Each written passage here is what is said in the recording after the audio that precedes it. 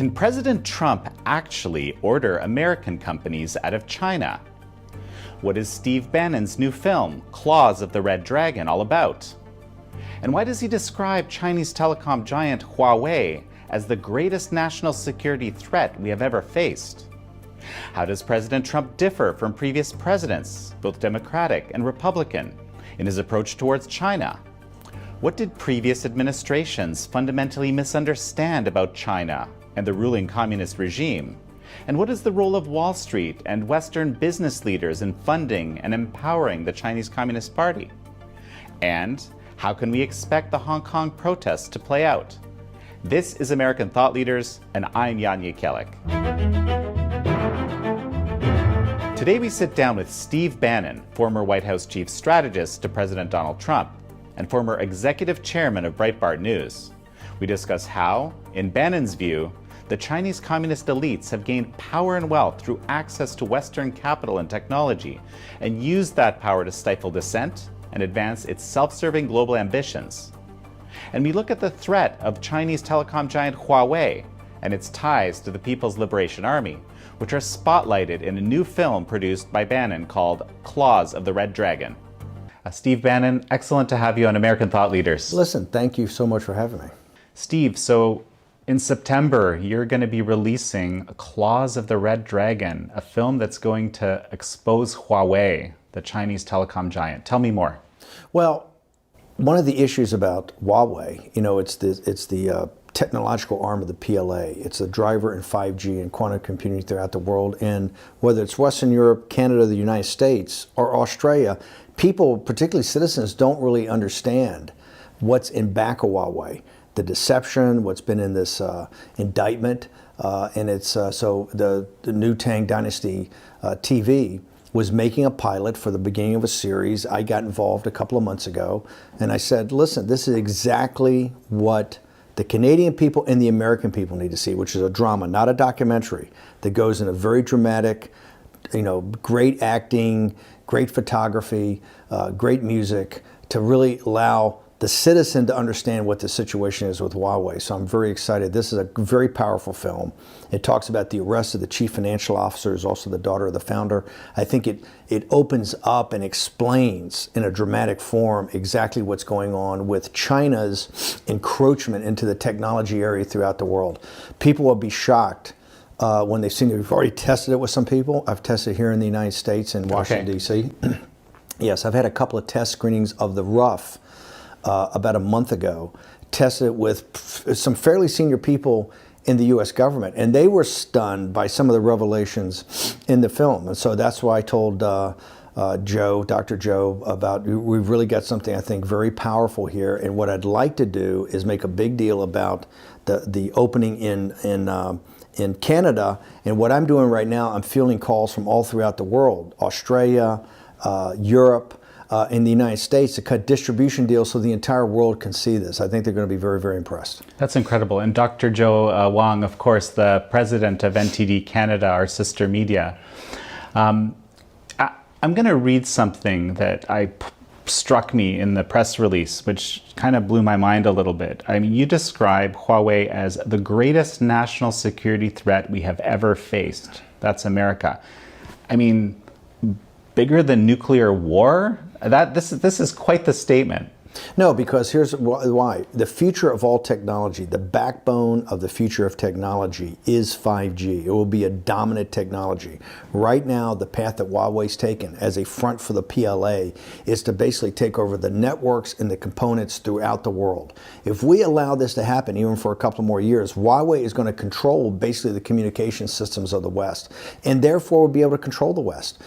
Even as bad as nuclear weapons are, and they're terrible, and even as bad as some of the opponents that we've had has been terrible, that has been fairly localized, the damage that could be done. Right. This is something that could actually, and it can do it in a stealth manner. Remember, we're in 2019, and we're finally having the conversation about Huawei because the CFO was arrested in Canada, within the past year. Up until then, if you go to Europe, you see Huawei in the billboards, you see Huawei in the stores. There's been absolutely no discussion. The elites have let down the citizens of both Canada, the United States, and Western Europe. And now this film is the beginning of the exposure of that. So, to your point, I looked on the Huawei's website, and Huawei claims to currently serve 3 billion people around the world. Yes. It has almost 200,000 employees. 170 countries, penetration in 170 countries. I had someone, an old student of mine, text me and say, hey, all our cell towers in around Vancouver are Huawei. Is that a problem? Wow. It feels like it's been under the radar. How did this happen? Well, one of the things, there's an indictment out there. The reason she's under house arrest in Canada today was this indictment. They want to extradite her to the United States. This indictment, when you read it, and here's the thing, nobody in this town's read it. I'm talking about people in power have not read it. You've got to go read, and we're going to put it up on the website. You've got to read the indictment of Huawei. It starts back in 2007. This has been a history of their nefarious activity for quite a while, and it has never really gotten exposure, really hasn't gotten any media exposure. Part of that is the misinformation campaign that the Chinese Communist Party represents. People should understand, this is not about China. It's not about the people of China. The people of China are some of the most hardworking, decent people on earth. They're enslaved by a radical totalitarian surveillance state of the Chinese Communist Party, and really a radical cadre inside that Communist Party that suppresses and enslaves the Chinese people. Huawei is a methodology, a high-tech methodology to basically have domination over the world. And this is what this film is, the beginning of the exposure of that. It's going to cause a lot of controversy. It's going to cause a lot of conversation. That's what we want. We want people to start questioning this. So the centerpiece of the film is this arrest of Meng, right? Yes. She's the CFO, the daughter of the founder. Right. And this is actually, in reality, what alerted everybody to this threat. It took until 2018, basically. Yes. So, and this has been happening since 2007. Well, it's been happening for longer than that. Right. The investigation, when you read the indictment, the investigation in the United States started in 2007. So it's 11 years. And they're indicted for multiple causes, right? Okay. And so when you read the indictment, you sit there and go, why did it take so long to do this? Why did both the Bush and the Obama administration, kind of look the other way while investigators at the Department of Justice and other places were pursuing this? And so people have to remember also, and we don't really bring this up in the film because there's just too much to get done in an hour, but when she was arrested in Vancouver, it was the same time virtually the dinner is going on in Buenos Aires of President Xi and President Trump, which at that time was the most important. It was around, I think, the G20 meeting. Okay. It was the most important meeting that they had in discussions about various topics, and particularly about the trade war, what I say is the economic war that the CCP has been running against the United States, Canada, and the Western democracies. While that dinner's going on, and they're having a very tough conversation, she's arrested during that dinner. Do you think that's intentional? Here's what I think. I think that it's not intentional. I believe that now what you're seeing in the United States, and this is what's changed under President Trump, it's the reason the other day he says, I'm the chosen one, and kind of tongue-in-cheek, but he went through a litany of, Bush, Clinton, Bush, Obama, since Tiananmen Square. Okay. We have looked, the Western elites have looked the other way on China's behavior. They've let the CCP promise and then lie. Okay, promise and then lie. Promise and then lie. And get their way the entire time. And what Trump is saying, he says, I didn't ask for this. It'd be very easy for me to cave and to give them what they want and just kick the can down the road, which every other administration has done. But I'm not going to do that. They're engaged in economic war against us. They've been lying to us. They've been having cyber theft against us. We're going to actually now confront this.